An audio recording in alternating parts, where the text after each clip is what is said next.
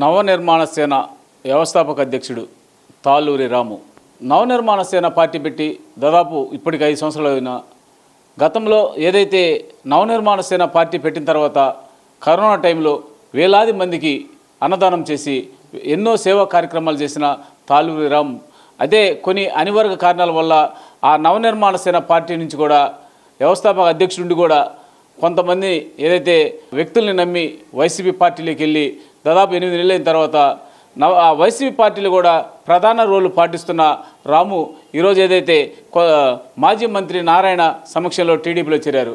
అసలు టీడీపీలో ఎందుకు చేరారు, వైసీపీ నుంచి ఎందుకు వచ్చారు, ఇక్కడ తాళ్ళూరి రాము గారు కూడా ఉన్నారు. సార్, ఏదైతే గతంలో కూడా మీరు ఏదైతే ఒక ఉద్దేశంతో కూడా వైసీపీ పార్టీలు చేరారు, ఆ వైసీపీ పార్టీ నుంచి మళ్ళీ మీరు టీడీపీలోకి ఎందుకు చేరాల్సి వచ్చింది? అంటే అప్పట్లో నవనిర్మాణ సేన అనే దాన్ని చాలా గట్టిగా ప్రజల్లోకి తీసుకెళ్ళాము. ఎన్నో సేవా కార్యక్రమాలు చేశాము. దాని ద్వారా ప్రజలందరినీ కలుపుకుంటూ, అన్ని వర్గాల వాళ్ళని కలుపుకుంటూ చాలా ముందుకెళ్ళాము. సరే, ఎందుకో ఒక అనిల్ కుమార్ యాదవ్ గారు ఆయన విధానాలు బీసీగా మంచి గలం ఇప్పుతూ ఉన్నాడు, ముందుకెళ్తా ఉన్నాడు, యువకుడు. సరే, పోటీ చేస్తున్నాడు. ఒక బీసీ వాదిగా ఆయనకి సపోర్ట్ చేయడం జరిగింది. సరే, సపోర్ట్ చేసాం. అనివార్య కారణాల వల్ల ఆయన నరసరావుపేటకి వెళ్ళిపోయాడు. వెళ్ళిపోయినప్పటికి కూడా నేను సరే ఆయన లేడు అని చెప్పని అప్పుడు కూడా ఒక టర్ము వద్దు, ఇంకా రాజకీయాల్లో వద్దని చెప్పని కూడా ఆగిపోయాను. సరే, కొంతమంది వ్యక్తుల ద్వారా మళ్ళీ నన్ను సంప్రదించి మళ్ళీ నువ్వు పార్టీలోనే ఉండు, కొనసాగు, నీకు మంచి ప్రాధాన్యత కల్పిస్తామని చెప్పని చెప్పడం జరిగింది. సరే, వీటన్నిటి వల్ల మళ్ళీ చేద్దాంలే, ఖలీలు ఏదో సామాన్యుడు ఇచ్చేదని చెప్పని చాలా దూరం కష్టపడ్డాము.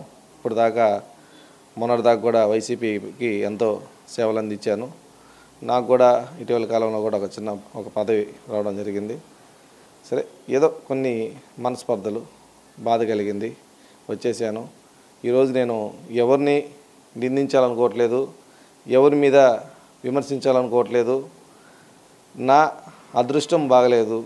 చిన్న కులాల వాళ్ళం మేము. బీసీలలో కూడా చాలా చిన్న కులం మాది. మాకు ఆదరణ అందినట్టే అందుతుంది, జారిపోతూ ఉంది. సరే, ఎందుకు జరుగుతుంది, ఎక్కడ జరుగుతుంది అనేది అంతగా ఆలోచించే పరిస్థితిలో కూడా లేను. ఈ రాజకీయం అనేది మహా చదరంగం. ఈ రాజకీయ చదరంగంలో నేను ఎప్పటికప్పుడు అడుగులు వేస్తూ ఉన్నాను. కొన్ని అడుగులు నేను పడిపోతూ ఉన్నాను. సరే, ఇంకా నేర్చుకోవాలా. సరే, అసలు రాజకీయాలు కూడా వద్దనుకొని కూడా నేను స్లో అయిపోదాం అనుకున్నాను. సరే, నారాయణ గారు సంప్రదించి, అదేవిధంగా రూప్ కుమార్ యాదవ్ గారు కూడా నన్ను రారాము, గట్టిగా చాలా కార్యక్రమాలు చేసావు, నీ ఇలాంటోడు ప్రజా సంఘాల ద్వారా ఎన్నో ఉద్యమాలు చేసిన వ్యక్తివి నువ్వు, నీ ఇలాంటోడు ప్రజల్లో ఉంటే 10 మందికి మేలు చేయగలుగుతావు, మేము ఒక్కడే అందరికీ చేయలేం కదా, నీ ద్వారా కొంతమందికి మేలు జరుగుతుంది, నీకు మంచి ప్రాధాన్యత మేము ఇస్తామని చెప్పనేసి ఆయన ఆహ్వానించడం. వీళ్ళందరూ కూడా నారాయణ గారు కానీ, రూప్ కుమార్ యాదవ్ గారు కానీ వీళ్ళందరూ కూడా పిలిచారు. సరే, పోవడం కరెక్టా కాదా అంటే నేను వాస్తవంగా కూడా సిద్ధాంతాలని పాటించే వ్యక్తిని, విలువల్ని ఎప్పుడు కూడా కాపాడాలనుకునే వ్యక్తిని. సరే, నేనే ఇప్పుడు పార్టీలో ఉండి వెంటనే పార్టీ మారడం కరెక్ట్ అవునా కాదా అని చెప్పనేసి అంతర్మందనం చేసుకున్నాను. చాలా విధాలుగా కరెక్ట్ కాదనే నా మనసు అనిపించినా కూడా నా తోటి సహచరులు అందరూ కూడా అన్నా, నువ్వు సైలెంట్గా అయితే ఉండిపోవాల్సిన అవసరం లేదు, నీ అవసరం మా అందరికీ ఉంది, ఏదో ఒక విధంగా నువ్వు రాజకీయాల్లోకి వచ్చేసావు కాబట్టి రాజకీయాల్లో మళ్ళీ కొనసాగాలని చెప్పినందువల్ల మళ్ళీ టీడీపీలో చేరాల్సి వచ్చింది. అంతేగాని ఎవరిని నేను ఎంత విమర్శించదలుచుకోలేదు. నా టైం బాగలేదు, నా పరిస్థితి బాగలేదు. ఈరోజు ఏంటంటే డబ్బున్న వాళ్ళకి ఎక్కువ ప్రాధాన్యత ఇస్తున్నారనేది నాకు పూర్తిగా అర్థమైంది.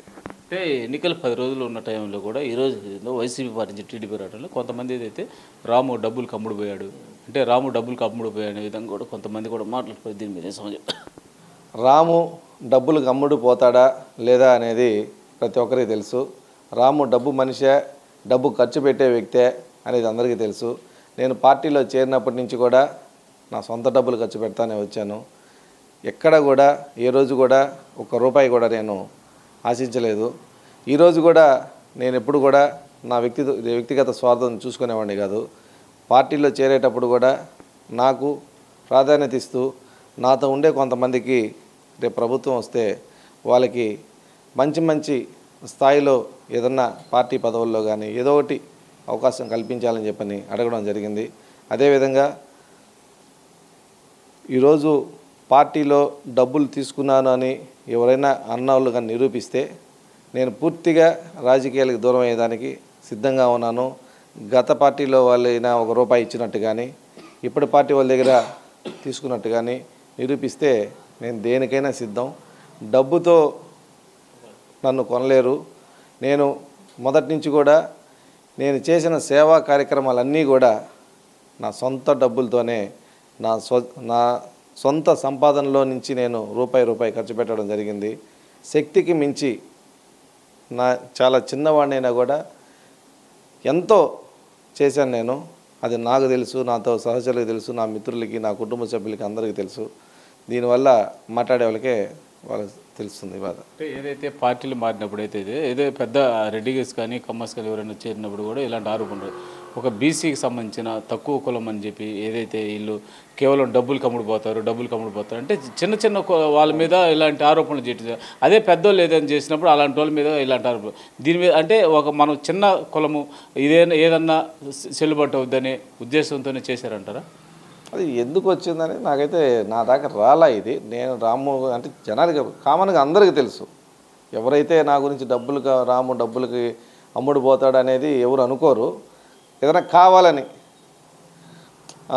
ఖచ్చితంగా ఏదో ఒకటి నన్ను ఆరోపించాలని చెప్పనేసి ఒక దురుద్దేశంతో ఏదైనా ఉండొచ్చేమో, కానీ వాళ్ళకు కూడా తెలుసు రాము డబ్బులకి అమ్ముడుపోయే వ్యక్తి కదని. డబ్బులకి అమ్ముడుపోయి పార్టీలో చేరిన వాళ్ళు కోట్లు తీసుకొని వచ్చిన వాళ్ళు ఉన్నారు. వాళ్ళ పేర్లు నేను చెప్పదలుచుకోలేదు. ఎందుకంటే కోట్లు ఉండేవాళ్ళే కోట్లు తీసుకుంటున్నారు. మనం ఏంటంటే కష్టాన్ని నమ్ముకున్న వాళ్ళం కాబట్టి మనం కష్టం మీదే సంపాదించుకొని నా కష్టార్జితో నేను ఎదగాలనుకుంటాను. కానీ నన్నైతే ఎవరు డబ్బుతో కొనలేరు. డబ్బుకి ఆశపడేవాడిని కాదు నేను, అంతే. ఒక బీసీ నాయకులు బీసీలకి ఎక్కువ ప్రాధాన్యత ఇస్తారనే ఉద్దేశంతో కూడా ఆ రోజు వైసీపీ పార్టీలో చేరడం జరిగింది. అయితే ఈరోజు వైసీపీ పార్టీలో ఆ పరిస్థితి లేదు. నన్ను డబ్బులు కమ్ముడుపోయాడని చెప్పి చేస్తున్న కొంతమంది ఆరోపణలు కూడా ఇన్ని అవాస్తవం. నన్ను డబ్బులతో ఎవరు కొనలేరు. డబ్బులతో ఎవరైతే పార్టీలో చేరారో వాళ్ళందరూ కూడా చాలామంది ఉన్నారు. వాళ్ళందరి పేర్లు కూడా బయట పెట్టాల్సిన కూడా అవసరం లేదు. కాకపోతే కేవలం ఒక చిన్న స్థాయిలో బీసీ నాయకుడు అని చెప్పి కొంతమంది ఆరోపణలు చేస్తున్నారు. ఎన్ని అవాస్తవం అని కూడా చెప్పారు. కెమెరామ్యాన్ రూప్ కుమార్తో ఎన్ఎల్ చిన్న